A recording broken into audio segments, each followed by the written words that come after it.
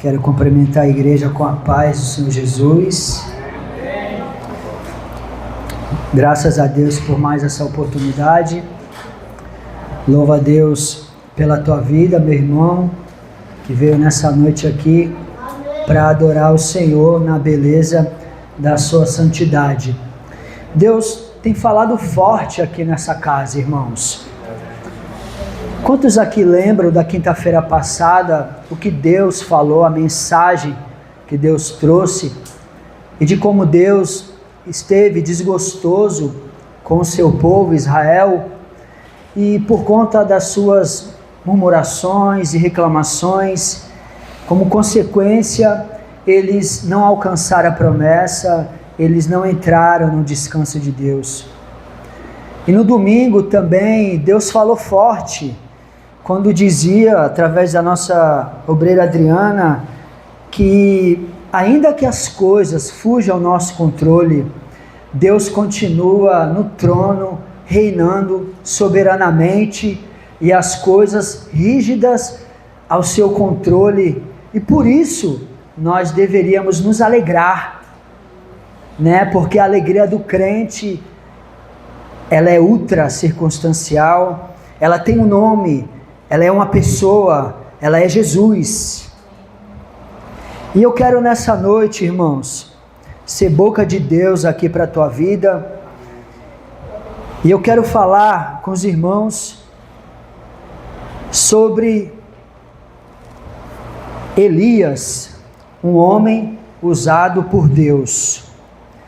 Então, quero dizer para vocês, irmãos, quando eu vejo aqui a minha esposa, a obreira Adriana, o irmão Marcos, o Mateus, vindo aqui pregar aqui em cima, eu fico, falando com Deus aí embaixo: Senhor, usa, Senhor, inspira, Senhor, fala, porque entre nós não deve haver competitividade, todos nós aqui estamos nivelados no mesmo patamar de servos e servas de Deus, e eu quero poder nessa noite ser um servo do Senhor para a sua vida, e nessa comunhão, eu quero convidar você que trouxe a sua Bíblia, o livro sagrado, abra comigo no primeiro livro dos Reis, no capítulo 17, primeiro livro dos Reis, no capítulo 17,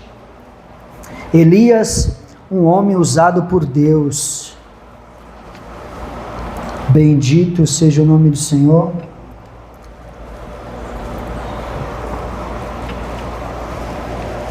Eu quero olhar com os irmãos a partir do versículo 1.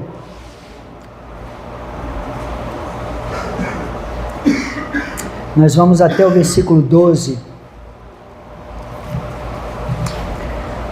Então Elias, o tisbita dos moradores de Gileade, disse a Acabe: Vive o Senhor, Deus de Israel, perante cuja face estou, que nestes anos nem orvalho, nem chuva haverá, senão segundo a minha palavra.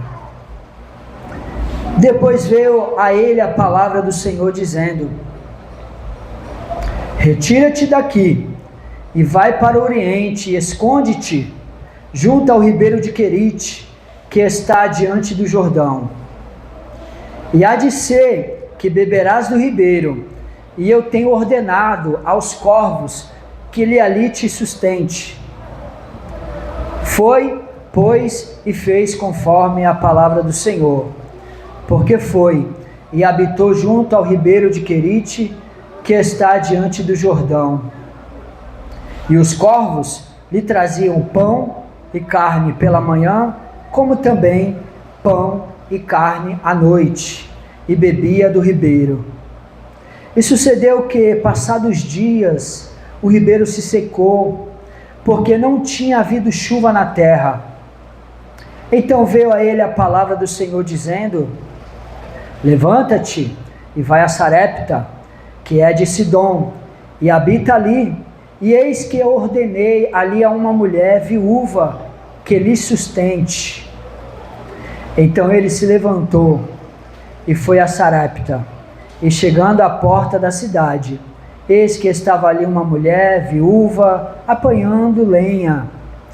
E ele a chamou e lhe disse: traze-me, peço-te, num vaso um pouco de água que eu beba. E indo ela a trazê-la, ele a chamou e lhe disse: traze-me agora também um bocado de pão na tua mão. Porém ela disse: vive o Senhor teu Deus, que nem um bolo eu tenho, senão somente um punhado de farinha numa panela e um pouco de azeite numa botija. E vês aqui, apanhei 2 gravetos e vou prepará-lo para mim e para meu filho, para que comamos e morramos. Amém? Curva a sua cabeça. Pai, em nome de Jesus, Senhor, nessa noite eu quero ser boca do Senhor aqui para essa igreja, para o teu povo.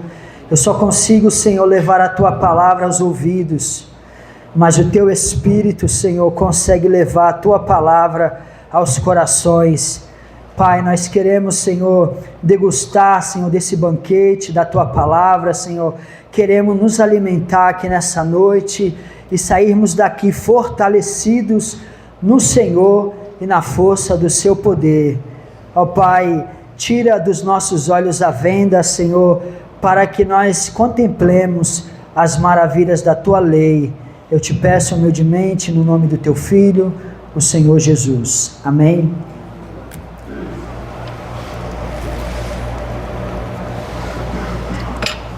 Amados, queridos irmãos, Igreja de Jesus, Noiva do Cordeiro, passado 120 anos, sob um governo centralizado pelas mãos de Saul, Davi e Salomão,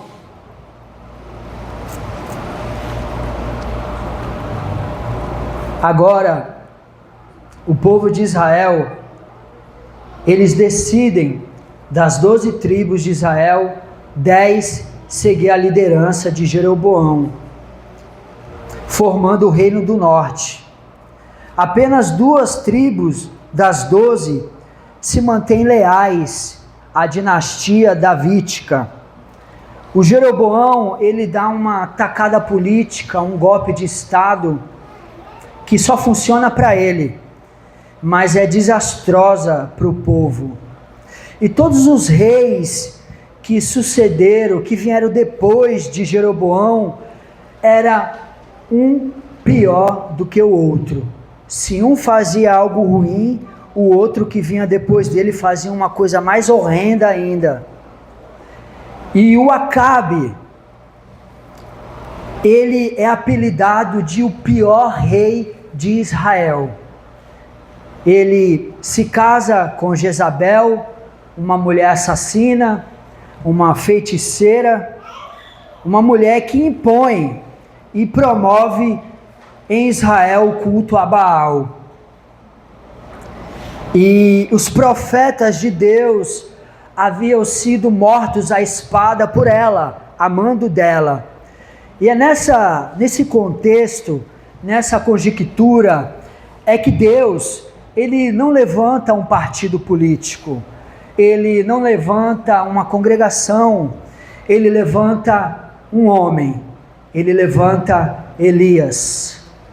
Então, eu queria trazer essa retrospectiva, esse contexto, para que os irmãos entendessem o momento em que Elias, ele é levantado por Deus.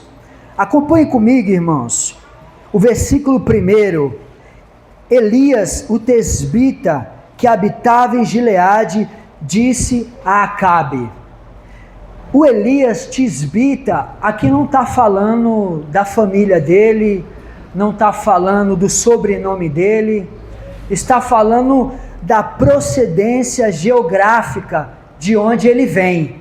Ele vem de Tisbeia. E se nós formos procurar no mapa essa região, ela não aparece. É um lugar desconhecido. Elias é um homem desconhecido, de uma família desconhecida, que vem de um lugar desconhecido. Isso aqui já abre um precedente para nós, porque Elias, ele não vem de uma escola de profetas, ele não vem de uma linhagem sacerdotal, ele não vem de uma família rica. E eu aprendo uma coisa aqui, que Deus não precisa de estrelas para fazer a sua obra. Deus não precisa de figurões. Talvez seja um erro da igreja contemporânea querer promover estrelas, querer promover ícones, porque Deus não precisa disso. Na constelação do reino de Deus, só existe uma estrela que brilha, que é o sol da justiça, é a brilhante estrela da manhã, é Jesus. E quando esse sol está brilhando, não existe espaço para outras estrelas. Quando Jesus é o centro, não existe projeção para os homens. E Elias diz: tão certo como vive o Senhor, Deus de Israel, a quem sirvo, não haverá orvalho nem chuva. Elias, ele sai do anonimato para pregar para o rei. Talvez muitos de nós que estamos aqui vamos passar a nossa vida inteira e não vamos pregar para o rei, não vamos até o palácio. E a palavra do Elias para o rei é uma palavra de juízo. Não vai haver orvalho e não vai haver chuva. A chuva acontece de vez em quando, o orvalho é todo dia. Mas ele está dizendo, não vai acontecer nem o comum, nem o incomum. E por que Elias traz essa palavra de juízo? É porque Baal era considerado o padroeiro da prosperidade em Israel. Quando eles colhiam os seus frutos da terra, quando eles tinham ali os frutos dos animais, eles atribuíam a Baal. E não havendo chuva, tanto a pecuária como a agricultura entra em colapso. Deus estava ali quebrando as pernas de Baal e mandando uma mensagem para a nação que só o Senhor é Deus.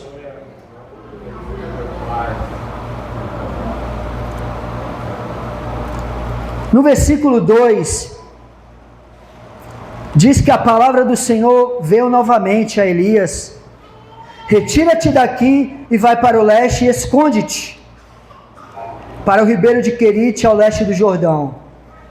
Ora, Deus agora está mandando o Elias se esconder. É tudo que alguém que é cheio do Espírito Santo não quer fazer, é se esconder. Porque alguém que está cheio do Espírito Santo, irmão, que é boca de Deus, ele quer ir em direção às multidões, ele não quer ir em direção à solidão. E o ribeiro de Querite no hebraico significa lugar de isolamento. E se nós formos olhar aqui no mapa a região para onde Deus está mandando Elias se esconder, é o deserto, é um lugar de deserto. E o deserto na Bíblia, irmãos, o deserto na Bíblia é um lugar de prova, é um lugar de refinamento. Mas eu quero chamar a sua atenção no seguinte: qual é a segurança que o Elias tem para dizer para o Acabe que não vai mais chover, não vai mais ter orvalho e não vai ter mais chuva? De onde que ele tira essa segurança? Esse texto não responde, mas quando nós vamos para a carta de Tiago, no capítulo 5, no versículo 17, lá está escrito que Elias ele orou com instância para que não chovesse, e não choveu durante 3 anos e meio. Amados, aqui eu aprendo uma coisa: só pode prevalecer em público, de pé, diante dos homens, quem primeiro prevalece de joelhos no secreto diante de Deus. Só pode se levantar com poder para pregar quem primeiro se prostrou em oração diante do Rei dos Reis. Talvez, irmãos, um dos dramas da igreja, no geral, é que a igreja separou pregação de oração. Porque nós temos verdadeiros gigantes do saber, mas nanicos na sua vida de oração com Deus. Nós temos gente que conhece acerca da pessoa de Deus de cabo a rabo, mas que não tem intimidade com Deus. Nas palavras do avivalista Jonathan Edwards, ele diz que são pessoas que têm luz na cabeça, mas não têm fogo no coração. Amados, se nós quisermos, de fato, ter a nossa vida, a nossa própria vida impactada, e aqueles que convivem ao nosso redor, nós precisamos conhecer a intimidade de Deus, para então fazê-lo conhecido através da pregação. Então, depois disso, Deus manda o Elias se esconder. Deus manda o Elias ir para o deserto. E como eu disse aqui, o deserto, irmão, na Bíblia é um lugar de prova, é um lugar de refinamento, é um lugar onde Deus ele apaga os holofortes, ele tira toda a projeção humana. E o deserto, na vida do crente, não é um acidente no percurso da vida. O deserto é uma agenda de Deus na nossa história. E, na verdade, o deserto é a escola superior do Espírito Santo. É para lá que Deus manda os seus líderes mais importantes. É lá que Deus treina os seus campeões. É no deserto. Moisés, ele viu mais de Deus no deserto do que no palácio do faraó. E o deserto, ele tem dois propósitos. O primeiro propósito de Deus, quando ele nos matricula na escola do deserto, é trabalhar primeiro em nós, para depois trabalhar através de nós. Esse é o primeiro propósito de Deus. Porque, na verdade, irmãos, no mundo, neste mundo em que as pessoas aplaudem o performance, isso não impressiona Deus. Deus está mais interessado no caráter do que no carisma. Deus está mais interessado nas nossas vidas do que nas nossas obras. Deus está mais interessado em quem nós somos do que o que nós fazemos. Então Deus primeiro trabalha em nós, para depois trabalhar através de nós. O Senhor Jesus, quando chamou os seus discípulos, Ele chamou primeiramente, não foi para os discípulos pregar e expulsar demônios. Jesus chamou seus discípulos primeiro, para estarem com Ele, para então só depois enviá-los para pregar e expulsar demônios. E isso mostra, irmãos, que o Deus da obra é mais importante do que a obra. Então, Deus manda o Elias para o deserto. E o versículo... E quando Deus manda o Elias para o deserto, só tinha lá um ribeirinho, um riachozinho de água, que logo ia secar, porque o Elias ele orou para que não mais chovesse, né? E o versículo 6, os corvos lhe traziam pão e carne pela manhã, como também pão e carne à tarde, e bebia do ribeiro. Esse versículo, irmão, chega a ser até engraçado, porque Deus, para servir o Elias, Deus usa garçons voadores.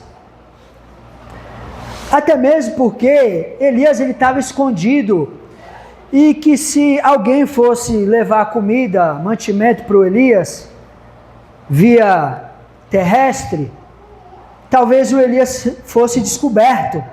E Deus sabia da fúria do Acabe e também da Jezabel. Então Deus se utiliza de um método inesperado, um método inusitado, milagroso.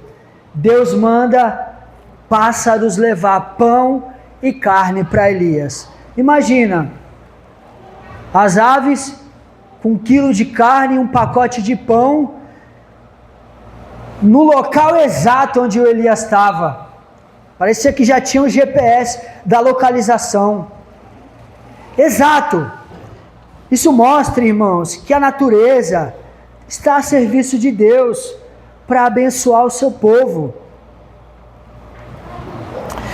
E a gente não sabe quanto tempo durou isso. Pode ter durado semanas, dias e até meses, porque ficou sem chover 3 anos e meio. E Deus esteve alimentando o seu profeta através dos corvos. Só que chega um momento em que o ribeiro seca, não tem mais água. E o que fazer quando você está no lugar que Deus mandou você estar, fazendo o que Deus mandou você fazer, e a providência agora acaba? O que você faz? É importante a gente saber que Deus sabe exatamente onde nós estamos, Deus sabe exatamente o que nós precisamos fazer, e Deus sabe exatamente para onde nós precisamos ir. E a palavra de Deus vem novamente ao profeta Elias e diz para ele no versículo 8: e veio a palavra do Senhor dizendo: levanta-te e vai a Sarepta, no território de Sidom. Ordenei ali a uma viúva que te sustente. Interessante, irmãos, que o Elias, Deus fala para ele: olha, vai se esconder e vai para o ribeiro de Querite. Agora Deus fala: agora você vai para Sidom, para Sarepta. O Elias, ele não questiona. O Elias, ele não pergunta o porquê. Ele não pergunta o para quê. Ele nem chega a argumentar com Deus dizendo: Senhor, não tem nenhuma viúva em Israel para o Senhor me mandar ir? O Senhor está me mandando ir para Sidom, para além das fronteiras de Israel. O Elias não questiona. O Elias, ele obedece. Ele faz o que Deus manda. E o crente que é obediente aos mandamentos de Deus, à palavra de Deus, a provisão de Deus é certa na vida dele. A bênção, ele não corre atrás da bênção. É a bênção que quiser ser abençoada, corre atrás dele. Isso está escrito em Deuteronômio capítulo 28. Se ouvides a voz do Senhor teu Deus, e obedeceres todos os vossos mandamentos, todas essas bênçãos te alcançarão. Então, irmão, o crente obediente, ele não precisa correr atrás da bênção. É a bênção que vem atrás dele. O Elias não questiona, e ele vai. E quando ele chega ali à beira da cidade, ele vê uma viúva. É interessante que o Elias, ele está passando uma necessidade ali, e Deus fala para ele: uma viúva vai te sustentar. E aquela viúva, ela nem sabia que ela estava fazendo parte dos planos de Deus. Assim como eu e você, muitas das vezes, não sabemos que Deus tem um plano na nossa vida, e a gente passa despercebido. Mas eu quero chamar a sua atenção que a história dessa viúva, ela é bem parecida com a nossa, pecadores. ela está catando gravetos, ela vai fazer a sua última refeição, e ela tem uma só expectativa: nós vamos comer, eu e meu filho, e nós vamos morrer. Essa é a expectativa que ela tem. E não é diferente da expectativa que nós tínhamos. A expectativa que nós tínhamos era de morte. Ela não fazia parte do povo de Israel, ela não era participante das promessas, não era participante das alianças, ela não era uma israelita, ela não era uma judia. E então Deus mandou o seu Elias. Nós também, irmãos, a nossa expectativa era de morte. O apóstolo Paulo diz isso, que nós estávamos mortos em delitos e pecados, em ofensas. E Deus então mandou o seu Elias, não para que nós o alimentássemos, mas que por ele nós fôssemos alimentados. Não que nós fôssemos sustentá-los, porque aquele que criou todas as coisas, e todas as coisas são sustentadas pelo poder da sua palavra, não pode ser sustentada por homens.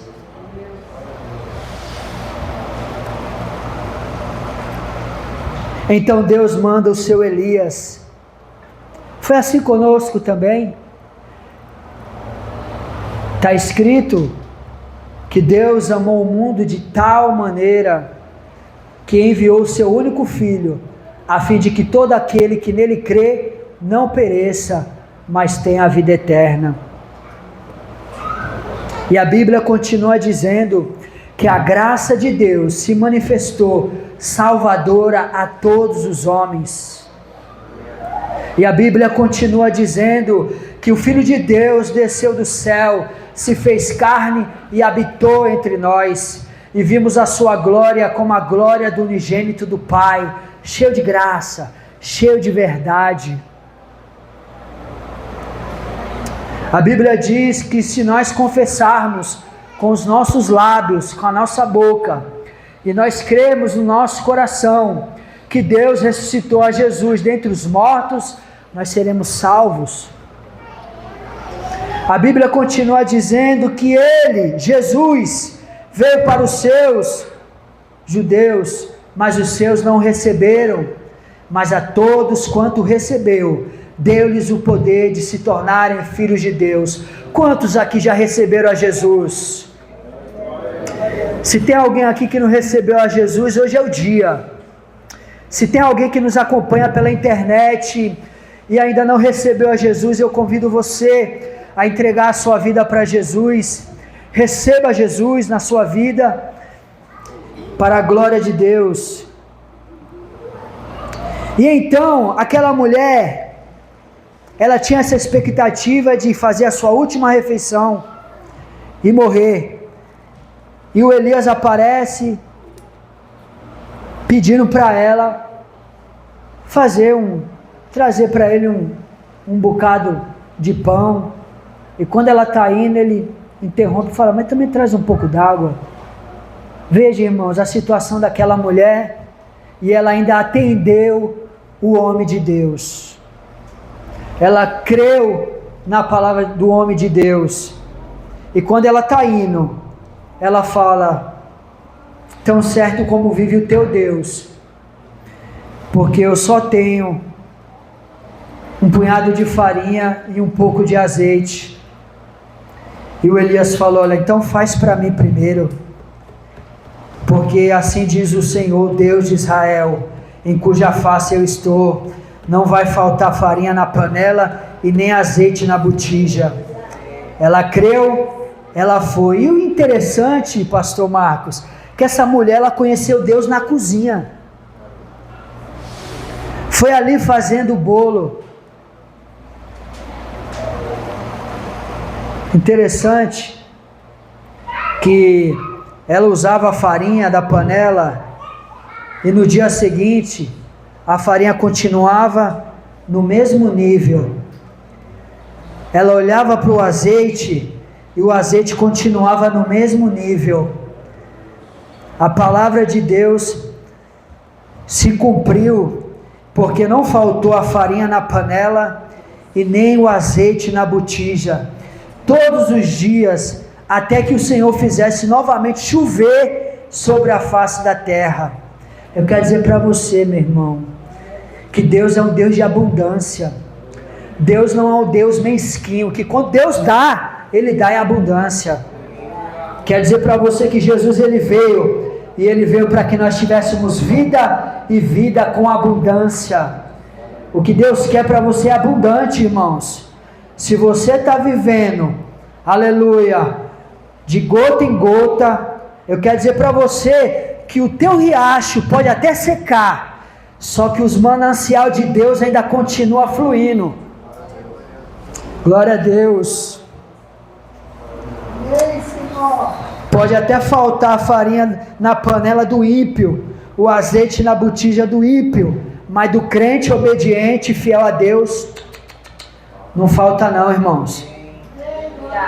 Deus, Ele honra aqueles que honram Ele. E a palavra de Deus conclui, irmãos, que em toda casa que há um milagre de Deus, também acontece coisas que não é muito legal. A história conta que, passados alguns dias, o filho daquela viúva morreu, faleceu. Isso mostra, irmãos, que a vida do crente não é só bênção, não é só milagre, tem luto também, tem dor, tem tristeza. E aquela mulher, ela culpou Elias pela morte do seu filho. Ela culpou Elias.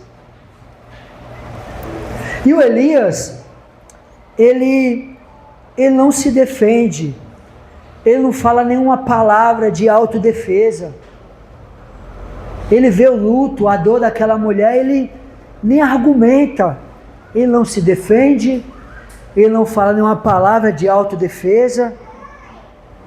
Jesus falou que ele não esmagaria a cana quebrada e não pagaria o pavio que fumega. Elias pegou o filho daquela mulher no colo, levou para o seu quarto e foi orar. E orou para que Deus o ressuscitasse.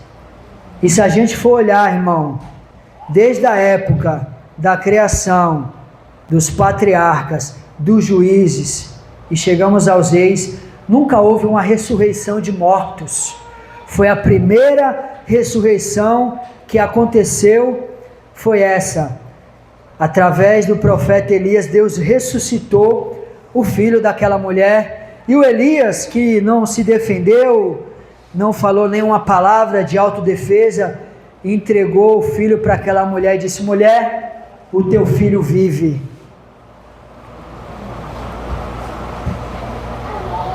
E aquela mulher, para concluir, aquela mulher falou assim: eu agora vejo que tu és um homem de Deus.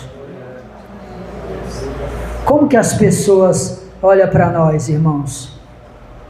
Será que as pessoas olham para nós e vê e diz: lá vai um homem de Deus, lá vai uma mulher de Deus? Será que é assim que o teu vizinho te enxerga? Será que é assim que os nossos colegas de trabalho nos enxergam como um homem de Deus, uma mulher de Deus? Eu quero concluir, quero que a igreja se coloque de pé, para parecer que estamos acabando.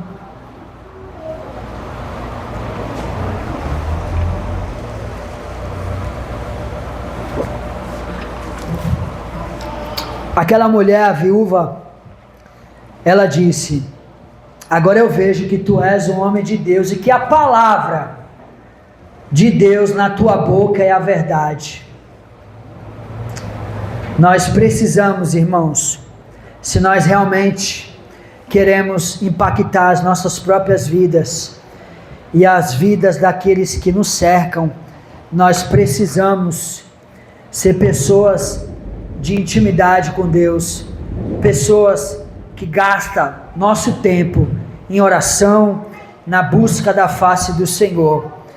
Eu quero orar, concluir orando, fazendo uma oração. Quero deixar essa palavra para o teu coração, no nome do Senhor Jesus. Pai Celestial, bendito e exaltado seja o teu nome. Ó, tu és o Deus, Senhor, Todo-Poderoso, o Deus de Elias, o Deus dos profetas, o Deus dos apóstolos, o Deus dessa igreja, o Deus deste povo, Senhor. Tu és o meu Deus, o Deus da minha salvação, Senhor, e nós cremos na Tua palavra, Senhor, a Tua palavra que nessa noite nós a ouvimos, Senhor, e queremos tomar posse dessa palavra, queremos, Senhor, confiar, acreditar que Tu és o Deus provedor, Senhor, que nós precisamos, Senhor, confiar, Senhor, mais no Deus provedor do que na providência.